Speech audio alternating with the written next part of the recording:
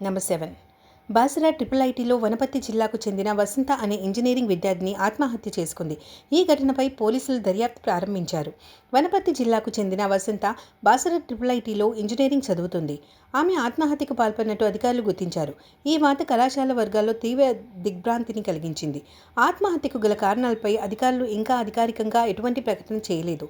ప్రాథమిక విచారణలో భాగంగా విద్యార్థిని వ్యక్తిగత సమస్యలు, విద్యాపరమైన ఒత్తిళ్లు వంటి కోణాల్లో దర్యాప్తు జరుగుతున్నట్లు సమాచారం.